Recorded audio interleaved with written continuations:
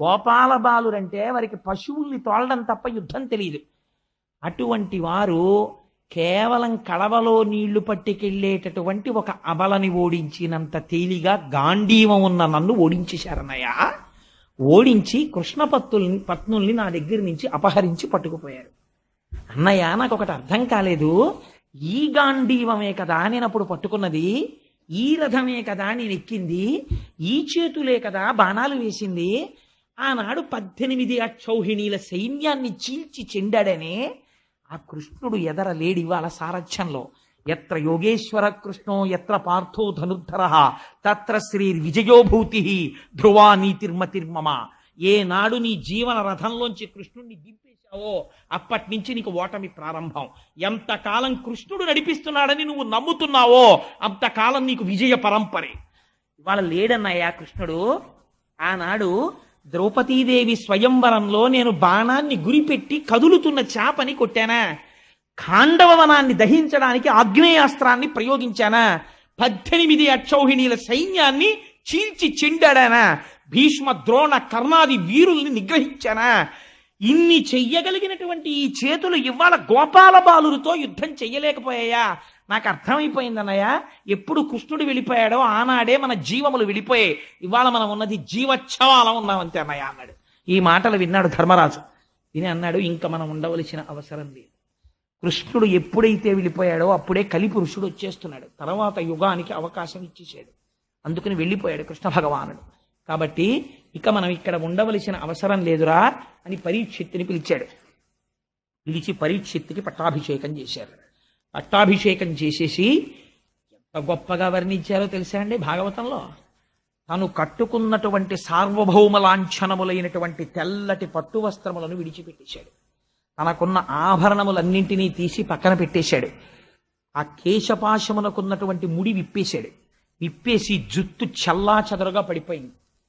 ఆ పెట్టుకున్నటువంటి బొట్టు కాని తిలకము కాని ఏమీ లేవు. ఒక పిచ్చివాడో, ఒక ఉన్మాదో, ఒక రోగగ్రస్తుడో, ఒక పిశాచము ఆవహించిన వాడో, ఒక భూతమో తిరిగినట్టుగా అయిపోయాడు. అయిపోయి ఒక మానసిక హోమము చేశాడు అన్నారు. అది పైకి చేయలేదు, మానసికం. ఎంత గొప్పగా చేశాడో తెలుసా అండి. ఇంద్రియములన్నింటినీ తీసుకెళ్లి మనస్సులో పెట్టాడు. మనస్సుని తీసుకెళ్లి ప్రాణవాయువునందు పెట్టాడు. ప్రాణవాయువుని తీసుకెళ్లి అపానమనబడేటటువంటి మృత్యువాయువునందు పెట్టాడు. ఆ అపానమును తీసుకెళ్లి మృత్యుస్థానమైన శరీరమునందు పెట్టాడు. అంటే ఇప్పుడు ఈ శరీరము పడిపోవడానికి కావలసినటువంటి స్థితిని తీసుకొచ్చేసాడు. తీసుకొచ్చేసి దీన్ని ఒక రకమైన సన్యాసమే అంటారు శాస్త్రంలో. ఇహ తాను మాట్లాడడు, ఇంకా తను ప్రతిస్పందించాడు. అన్నిటినీ విడిచిపెట్టి జడుడిలా, పిశాచగ్రస్తుడిలా జుత్తు విరబోసుకుని మౌనంగా ఎవ్వరితో మాట్లాడకుండా ఉత్తర దిక్కుకు తిరిగి వెళ్ళిపోతున్నాడు. వెళ్ళిపోతుంటే ధర్మరాజుని చూసినటువంటి భీముడు అలాగే భీముడు వెళ్ళిపోయాడు. భీముడు వెనక అర్జునుడు వెళ్ళిపోయాడు. ఆ వెనక నకుల సహదేవులు వెళ్ళిపోయారు. వెళ్ళిపోయిన తరువాత ఒక కుండ పగిలిపోతే కుండలో ఉన్న ఆకాశము అనంత ఆకాశములో ఎలా కలిసిపోతుందో అలా ఉత్తర దిక్కుకు వెళ్ళిపోయినటువంటి వారు మృత్యుస్థానమైన శరీరములోకి హోమము చేసేశారు. కాబట్టి శరీరములు పడిపోయి కృష్ణ పరమాత్మతో ఐక్యాన్ని పొందేశారు. ఇది తెలుసుకున్నటువంటి ద్రౌపదీదేవి తన భర్తలు వెళ్ళిపోయిన తర్వాత ఇంకా తానుండకూడదని తాను కూడా ఉత్తర దిక్కుగా ప్రయాణం చేసి ఆవిడ కూడా శరీరాన్ని విడిచిపెట్టేసింది. పరీక్షిత్ మహారాజు సార్వభౌముడయ్యాడు. అయి మహారాజై దేశాన్నంతటినీ కూడా ఎంతో సంతోషంగా ఎంతో సుభిక్షంగా పరిపాలిస్తున్నాడు. పాండవులు పరిపాలించిన నాడు, ధర్మరాజు పరిపాలించిన నాడు దేశం ఎంత శోభతో ఎంత కళ్యాణప్రదంగా ఉందో అంత ఆనందంగా దేశం అంతా ఉంది.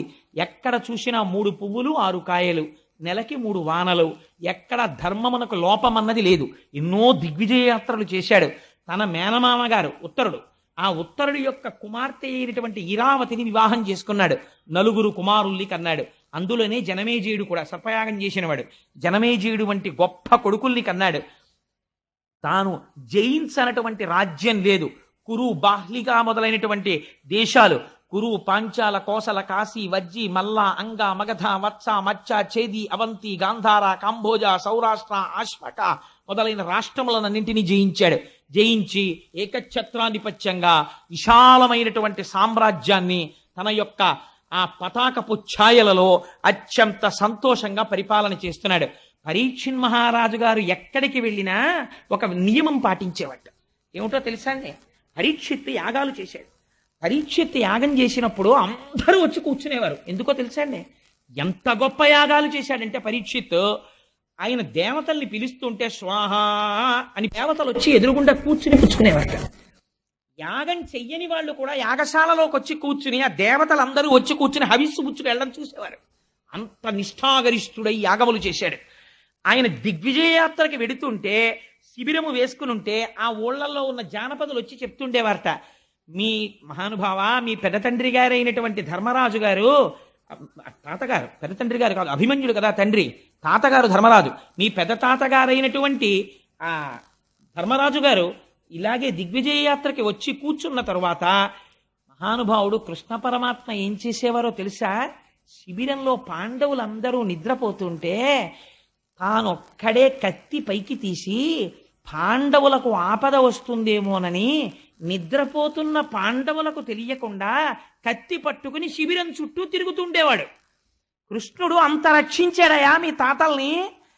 అదే కృష్ణుడు సారథ్యం చేస్తుంటే పాండవ మధ్యముడైనటువంటి అర్జునుడు ఒక్కొక్కసారి పిలవడం కోసమని తన పాదంతో డొక్కలో ఇలా తన్నాడు. తంతే వెనక్కి తిరిగి చూసి, ఫల్గుణ, ఏ రథం ఎటు తిప్పాలి అని అడిగేవాడు. అర్జునుణ్ణి పిలిచి బావా అని హాస్యం ఆడేవాడు. కాళహస్తీశ్వర శతకంలో ధూర్జటి పొంగిపోతాడు. నే నిరూపముగా తలంతు మదిలో నిరూపమోకాలో. ఎంత ఆదరించాడండి నిజంగా పాండవుల్ని. మహాశివరాత్రి నాడు అర్జునుడు గబగబా పరిగెడుతున్నాడు పాలచం పట్టుకుని. బావా ఎక్కడికి పరిగెడుతున్నావు అన్నాడు. శివాలయానికి బావా, ఇవాళ శివరాత్రి అభిషేకం చేయాలన్నాడు. శివుడు శివాలయంలోనే ఉన్నాడు అనుకుంటున్నావా? ఇదిగో ఇక్కడ లేడా అని పంచ పైకి తీశాడు. మోచిప్పలో శివలింగం కనపడింది. అంత శివకేశవ అభేదం. కృష్ణ భగవానుడి మోచిప్పకి శివలింగాన్ని చూసి అర్జునుడు అభిషేకం చేశాడు. నీ రూపు మోకాలో అంటాడు ధుర్జటి. అంతటి మహాత్ముడు కంటిని రెప్ప ఎలా కాపాడుతుందో అలా కాపాడాడయా. పరీక్షిత్, నీకు ఆశ్చర్యకరమైన విషయం చెప్పనా? ఒక్కొక్కసారి కృష్ణుడు కన్నుల నీరు పెట్టుకుని, బావా మీలాంటి వాళ్ళు, మీలాంటి భక్తులు, మీలాంటి బంధువులు నాకు ఎక్కడ దొరుకుతారో అని గభాలను వంగి మీ వాళ్ళ కాళ్ళు పట్టుకునేవాడయా. అంత ప్రేమ చూపించాడు. కృష్ణ పరమాత్మతోడి జీవితముగా గడిపేశారు మీ తాతలు. అంత గొప్పవాళ్ళు. ఎంత అదృష్టవంతుడివని చెప్తేట పరీక్షిత్ కృష్ణ కథలు విని తన తాతలు కృష్ణుడితో గడిపినటువంటి మర్యాదా పురస్సరమైనటువంటి విశేషాలు విని కన్నుల నీరు కారిపోయి పొంగిపోతూ పట్టుబట్టలు తెప్పించి చీనాంబరాలు తెచ్చి పాండవులతో కృష్ణుడు గడిపినటువంటి రోజులు చెప్పిన వాళ్ళందరికీ బహుమానాలు ఇచ్చేవట. అందుకని ఆయన ఎక్కడికైనా వెడితే చాలు, ఏమంటే మీ తాతగారికి కృష్ణుడికి ఉన్న అనుబంధం ఒకటి చెప్పనా అని ఏదో సంఘటన చెప్పేవారు. పొగ్గిపోయి, శభాష్ భలే చెప్పారా, మా తాతలు అలా తిరిగారా కృష్ణుడితో అని తీసుకొచ్చి బట్టలు పెట్టేవట్టే. ఆ కృష్ణుడి యొక్క పాదముల యందు నిరంతరము రమించిపోతుండేవాడు. అంతటి మహాత్ముడైనటువంటి పరీక్షిత్ పరిపాలిస్తుండగా లోకమంతా ప్రశాంతంగా అత్యంత ఆనందముతో ఉన్నది. నేను ఇవాళ ఇక్కడ ఎందుకు ముగిస్తున్నానంటే, ఉపన్యాసాన్ని ఎప్పుడూ కూడా ఒక మంగళముతో ప్రారంభించి మంగళంతో పూర్తి చేయడం మంచిది. ఇంకా నేను ఇది దాటాను అనుకోండి, వెంటనే అద్భుతమైన విషయాలు వచ్చేస్తాయి. అవి ఆపడం కష్టం. అసలు కలియుగం ఏమిటో, కలియుగంలో ఎందుకు మనసు లాగుతుందో, కలిపురుషుడి యొక్క ప్రభావం ఎలా ఉంటుందో, పరీక్షిత్ స్థానాలు ఎక్కడిచ్చాడో ఆ రహస్యాలు బయటకు వస్తాయి. అందుకని ఇవాళ ఈ మంగళం పరీక్షిత్ పరమ సంతోషంగా పాలిస్తున్నాడు.